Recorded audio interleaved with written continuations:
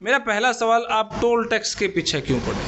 भाई toll tax ठीक है, हाईवे बना है तो उसका खर्चा जो लगा है वो लिया जाए, टोल टैक्स सुविधाएं हैं वहाँ पे, टोल टैक्स के खिलाफत क्यों कर रहे हैं आप? जो सरकार स्वयं ये कहती है कि आपको हम राशन देंगे, आप राशन खरीदने के लायक नहीं हैं, उसी जनता से लिया जाए टैक्स, जिसके बारे में सरकार ये मानती है कि हम आपका कार्ड बना देते हैं, आपका इलाज फ्री कर देते हैं, आपको रियायत मिलेगी।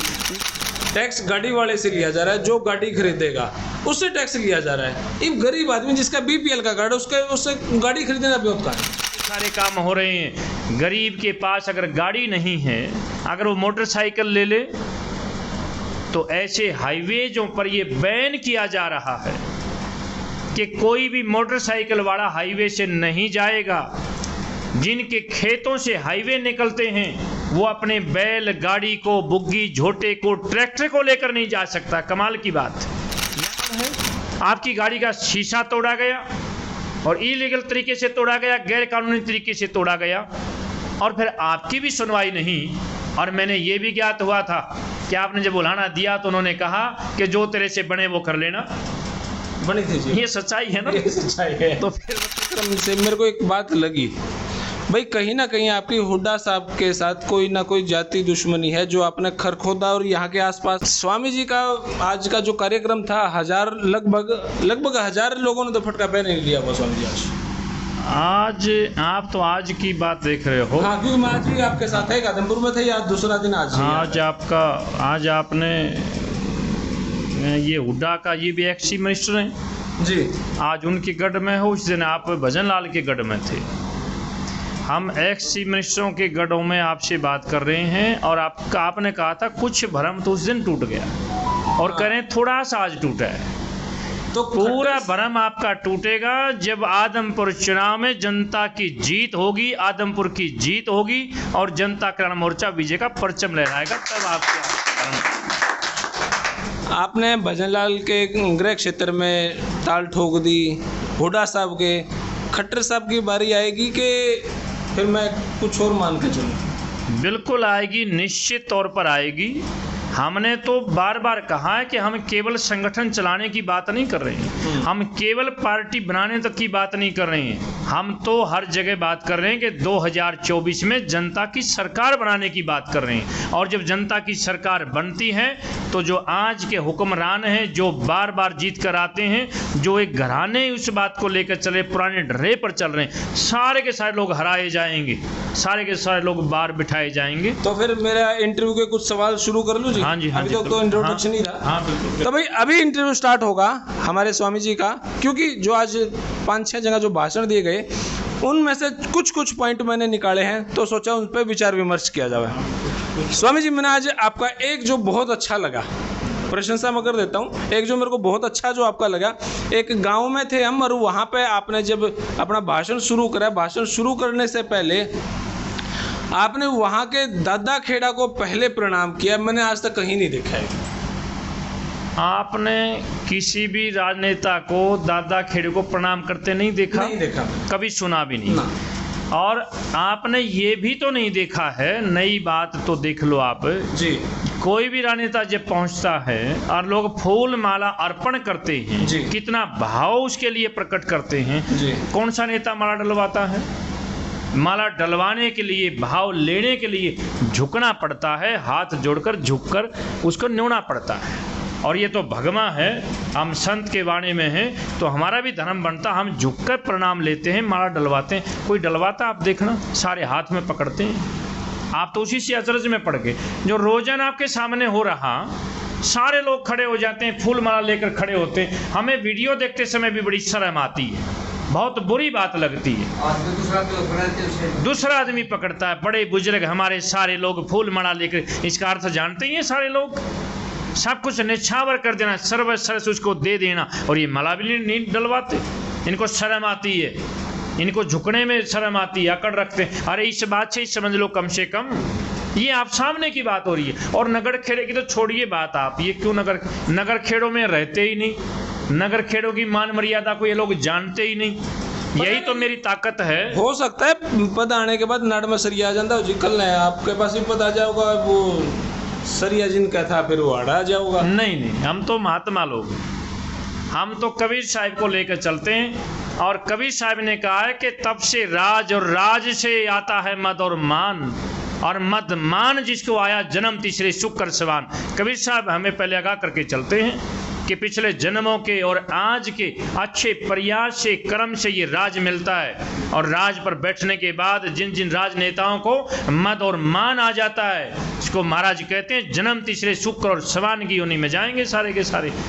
हम तो उस बात को लेके चलते हैं। हम सबसे पहले आध्यात्मिक हैं, उसके बाद हम सामाजिक हैं, और तीसरे नंबर पर हम शुद्ध राजनीतिक हैं। ये सारे लोग तो केवल राजनीति की बात करते हैं। स्वामी जी, मेरा पहला प्रश्न, ये तो खैर मेरे को बहुत अच्छा लगा जो आपने नगर खेड़ा, दादा खेड़ा को प्रणाम करके अपना भाषण शुरू किया।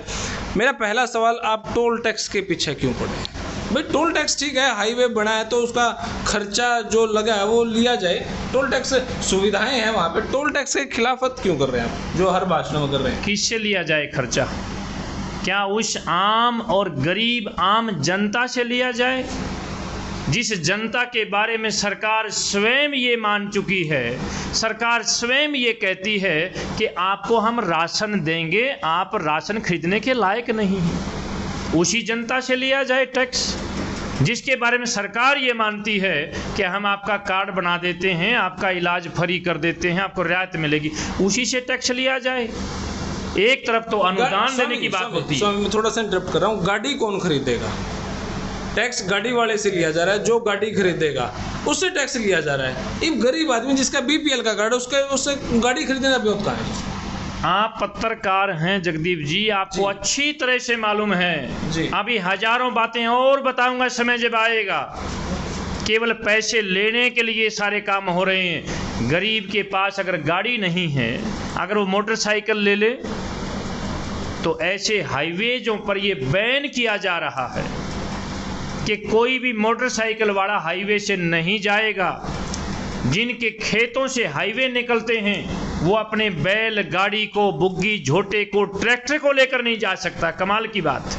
यानी कि जिन से आप टैक्स नहीं ले सकते हैं, जो गरीब आदमी हैं, उनको तो रोड पर चढ़ने ही नहीं दिया जा रहा। नरवाड़ा, अंबाड़ा, मैं बता सकता हूं, मैं बताने को तैयार हूं। अगर कोई पूछेगा कि महाराज जी वैसे ही बोल रहे हैं, अभी जो हाईवे तैयार हुआ है जी, जो नारनौल महेंद्रगढ़ होता हुआ जो अंबाला जाएगा जी, इसके ऊपर ये नया कानून है, अगर ना पता हो तो जान लिया जाए। कोई मोटरसाइकिल नहीं चलेगी, कोई साइकिल नहीं चलेगा जी, और कोई बुग्गी झोटा, कोई ट्रैक्टर नहीं चलेगा, 3 व्हीलर भी नहीं चलेगा, 3 व्हीलर भी नहीं चलेगा। बताइए, ऑटो वाले भी नहीं चलेंगे।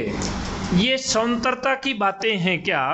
और दूसरी बात, आपने कहा कि गाड़ी कौन खरीदेगा। पहली बात तो गाड़ी खरीदनी चाहिए, सरकार ऐसी हो, योजना परियोजनाएं ऐसी हो कि हर व्यक्ति गाड़ी खरीदे। स्वावलंबी बनाओ, उनको ऐसे रास्ते दो, मार्ग दो, उनको ऐसे सिस्टम बना कर दो कि गाड़ी सारे लोग खरीदें। और जिसके पास गाड़ी नहीं है, अलबत्ता तो गाड़ी खरीदने के लायक नहीं छोड़े हैं। और गाड़ी खरीद ना भी हो, जब हम सामूहिक किसी रिश्तेदारी में जाते हैं, हम खुशी में जाते हैं, हम गमी में जाना पड़ जाए, हमें मेडिकल में जाना पड़ जाए, हमें किसी की मदद के लिए जाना पड़ जाए, तो हम गाड़ी किराए पर करते हैं। और हम जब गाड़ी किराए पर करते हैं तो ये कड़वी सच्चाई है, आप मानो और जानो और पहचानो और पूछो जाकर, जो गाड़ी 5,000 में होती है उसका 7,500 पे करना पड़ता है, कारण 2,500 टोल टैक्स लगेगा। और आप छोड़िए सारी बातें जी, कमाल की बात है, आपकी गाड़ी को टोल वालों ने कैसे घेर कर तोड़ दिया। बताओ, आपका शीशा भी, आम जनता का क्या हाल होगा। मैं आपकी बात कर रहा हूँ जी, मैं आपकी बात, जगदीप शर्मा जी की बात कर रहा हूँ।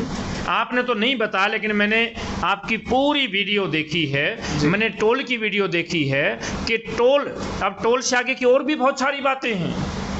वहाँ सरकार ने बेइज्जती करने के लिए, मारपीट करने के लिए, उसको तोड़ने के लिए लोग बिठा रखें। और इसके उदाहरण आप हैं, आपकी गाड़ी का शीशा तोड़ा टोल टैक्स वालों ने। आप बताइए, मैं आपसे पर तोड़ा कि नहीं तोड़ा? ये बिल्कुल सच्चाई है। तो फिर बताइए, ये कोई बनावटी बातें नहीं है। टोल टैक्स पर जगदीप जी का जो इतने हमारे हरियाणा प्रदेश के आप बड़े रिस्पेक्टेड पर्सन हैं, आप एक बड़े सम्मानित पत्रकार हैं, आपके बारे में बहुत शालीनता की चर्चा होती है, ईमानदारी की चर्चा होती है, लोग आपकी आपकी बड़ाई करते हैं। मैं गलत तो नहीं कर रहा भाई, सारे लोग आप जानते हैं। अनजान लोग आज भी आपको, अनजान लोग पिछले ससाना गड्डी में क्या बात कर रहे थे कि हमने सारे पत्रकारों में केवल आप ही ईमानदार दिखे, और आपके साथ भी ये हाल है।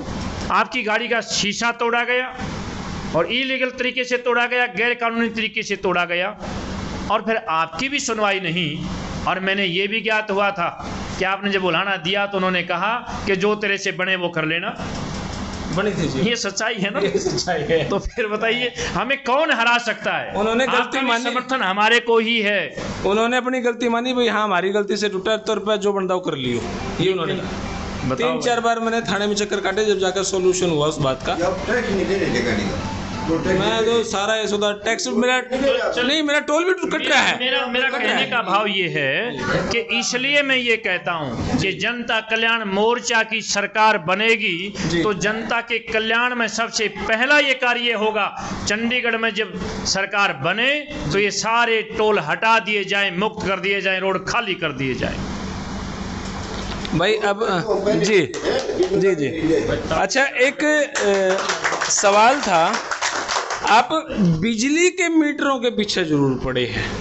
भाई बिजली के मीटर बाहर लग रहे हैं, ठीक है, मतलब उसमें चोरी नहीं होगी, लेकिन आप अंदर लगवाने के क्यों हक में, भाई अंदर क्यों लगना चाहिए? मीटर हमारे चाहते हैं कि चोरी हो जाए? हमारे घर में बहुत सारी जगह है जी, ना हम फ्री की बात करते हैं ना हम गलत को समाज की बात करते हैं जी, हम प्रैक्टिकल बात करते हैं। जब मेरे घर में जगह है, आप मीटर अंदर नहीं रख रहे हैं, बाहर आप लगा रहे हैं, और अगर मीटर टूट गया तो भी आप मेरे से टैक्स ले रहे हैं, उसका हर्जाना भी मालिक से ले रहे हैं। ये कौन सी बातें हैं?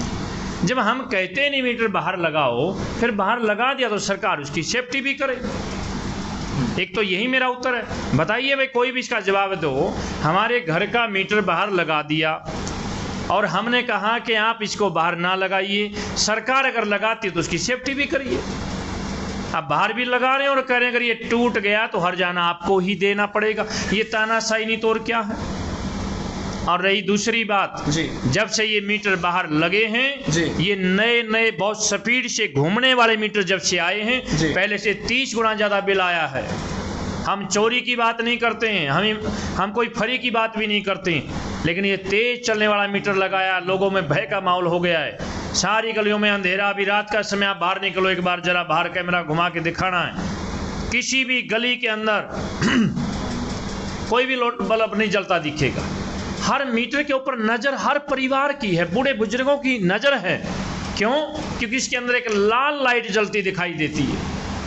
हर बुजुर्ग की भी नज़र है, जिसके जिम्मे कोई काम नहीं है, वो घर के बाहर निकलता है, उस मीटर की लाल लाइट पर नज़र जाती है, क्योंकि वो लाइट जो है बिजली में तो चलती है, जब वो धूप में भी जलती है और पहले से 30 गुना ज़्यादा बिल आते हैं। लोग त्रस्त हैं, दुखी हैं, परेशान हैं। घर के अंदर के जो कमरे हैं, काम हुआ और बल्ब बंद कर देते हैं, और सारे गांव अंधेरे में डूब गए हैं, क्योंकि लोग बल्ब नहीं जलाना चाहते। सबको लगता है कि मेरा बिल ज़्यादा आएगा, इतना भय का माहौल है। अरे सरकारों का काम तो अंधेरे में उजाला करना है, बंद घर के ताले को खोलना है। सदियों से पड़े अंधेरे में दिया जलाने का काम सरकारों का होता है। स्वामी जी, मेरे को आज के प्रोग्राम में तीसरा प्रश्न जो मेरा है, आज के कार्यक्रम से मेरे को एक बात लगी, भाई कहीं ना कहीं आपकी हुड्डा साहब के साथ कोई ना कोई जाति दुश्मनी है, जो आपने खरखोदा और यहाँ के आसपास के क्षेत्रों में अपने पार्टी में बड़े पद दिए हैं। कोई जाति दुश्मनी है कुछ ऐसा? मेरी जगदीप जी किसी से कोई जाति दुश्मनी नहीं है। तो यहाँ के आसपास के बड़े पद दे दिए मैं तो भगवा बाणे में हूँ, मैं न्याय के पद पर हूँ, और आप अब इस बात को भी मानिए, मैं क्लियर कर देता हूँ। मेरे सबसे बहुत अच्छे और बढ़िया मधुर संबंध रहे, हमारे संबंध हैं। मैंने तो अपनी पार्टी में सबको ये कहा है कि हम किसी की व्यक्तिगत छीटाकशी हम नहीं करेंगे, हम सामाजिक को पहले लेकर चलते हैं। हम सामाजिक लोग हैं सारे, लेकिन मैं न्यायिक दृष्टि से चलूंगा। किसी का क्षेत्र हो, किसी का गढ़ हो, किसी की सीट हो, चाहे वो करनाल हो, चाहे बारडा हो, चाहे उचाना हो, चाहे वो खरखोदा हो, चाहे वो आदमपुर हो, हम तो न्यायिक दृष्टि से चलेंगे, हम सबको साथ लेकर चलेंगे, कोई भेदभाव नहीं होगा, कोई जाति दुश्मनी नहीं होगी, जनता के कल्याण के लिए कार्य करेंगे। और वो कल्याण का मार्ग चाहे वो रोहतक से होके गुजरे या करनाल में से मोड़ ले या बाडला से जाकर निकले या फिर आदमपुर में जाकर रुके या उचाना से स्वयं जाकर मुझे चुनाव लड़ना पड़े, हम कहीं से कोई भेदभाव नहीं करेंगे। यहाँ पे इतने सारे पद, बड़े पद बांटने का औचित्य क्या था?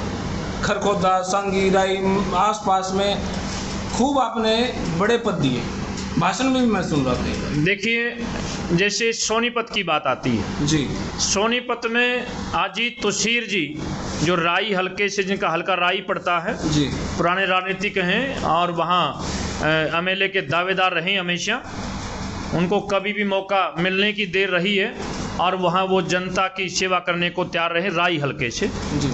अजीत सिंह तुषीर जी एक किसान घर का परिवार है और किसानों के लिए दिन रात हमेशा उन्होंने कार्य किया है। इसलिए हमारी मोर्चे की योजना है कि योग्यता को दबाया ना जाए, अक्षेत्रवाद में, जातिवाद में और कहीं पर बांटकर योग्यता को नहीं, प्रतिभा को छुपाना नहीं है। अजीत तुषीर जी जो सोनीपत रहते हैं वो हरियाणा प्रदेश के किसान मोर्चे के अध्यक्ष के पद पर हैं और पूर्वी जोन जो 5 जिलों को मिलकर बनता है, झज्जर, रोहतक, सोनीपत, पानीपत और जींद, जिसमें संयोग से एडवोकेट हरिओम वशिष्ठ जो ब्राह्मण समाज से आते हैं और वो रोहतक से हैं, पूर्वी जोन के प्रदेश अध्यक्ष हैं, संयोग बना है रोहतक से हैं। अब उसमें मैं क्या करूं, वो गढ़ किसी का भी हो। उसके बाद पूर्वी जोन के खरखोदा से ही अजय खरखोदा, बेटा जो खरखोदा पीछे लगाता है अजय, वो पूर्वी जोन के एससी मोर्चे के प्रदेश अध्यक्ष हैं जी। और बुद्धिजीवी प्रकोष्ठ के पूर्वी जोन 5 जिलों के दलजीत सिंह बेटा जो है वो संयोग से सिसाना गढ़ ही से हैं। अब फिर आप कहोगे वो क्यों खरखोदे में आ गए, वो गढ़ में आ गए, ऐसे ही संयोग बन गया। ये संयोग बड़े बार। ऐसे ही मुकेश दहिया जो है वो पूर्वी जोन के प्रदेश के वरिष्ठ उपाध्यक्ष हैं, अब वो गांव खरखोदे में आ गया। अब भेदभाव तो नहीं किया जा सकता प्रतिभा का, तो हमने तो जैसे यहाँ से प्रदेश अध्यक्ष रोहतक से हैं, पूर्वी जोन के राम अवतार शर्मा जी मुंडाल गांव है वो भिवानी में आते हैं, पश्चिम जोन के प्रदेश अध्यक्ष हैं, और दक्षिणी जोन के विष्णु यादव जो जावा गांव महेंद्रगढ़ में पड़ता है जी। ऐसे बड़ा पद हमारा अंजन थली में है जो उत्तरी हरियाणा प्रदेश के अध्यक्ष राम कुमार धनखड़ है। तो कोई भेदभाव नहीं। हाँ, अब और भी यहाँ पर कहेंगे कर्नल रामकरण हुड्डा जी जो हैं वो सैनिक प्रकोष्ठ के प्रदेश अध्यक्ष हैं और संयोग से वो भी रोहतक से ही हैं, और प्रदेश के उपाध्यक्ष कैप्टन राज सिंह हुड्डा जी हैं जी। अब संयोग से वो रोहतक के भी हैं और वो सांगी के भी हैं, भाई ये भी संयोग बना हुआ है। ये संयोग नहीं है, ये खुद ही लानी है फिर तो। अच्छा स्वामी जी, मैंने पूरे प्रदेश में पद हैं, चारों तरफ पद हैं हर जिले से। मैंने आपके भाषण में एक मार्मिक सी बात सुनी जो दिल को छूने वाली है। भाई परिवार में अगर किसी का एक्सीडेंट हो जाए और अब वो लाचारा कमाने वाला था, सरकार उसके बारे में नहीं सोचती, तो आपने उसके बारे में क्या सोचा है?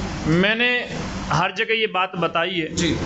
ये 5-6 बातें आपने सुनी है मेरी स्पीच में जी। और ये सारी जायज बातें हैं और मैं तो चाहूँगा कि ये सब चीज़ें ये सरकार भी कर दे, कॉपी दूसरे लोग भी कर सकते हैं जी। लेकिन इनकी पहले से ऐसी नीयत नहीं रही है। ये मैं ही कह रहा हूँ कि कोई जवान का एक्सीडेंट हो जाए और वो चारपाई पर गिर जाए जी। उसके पैर टूट गए हों, हाथ टूट गए, कई बार एक्सीडेंट बड़ा भयंकर होता है जी।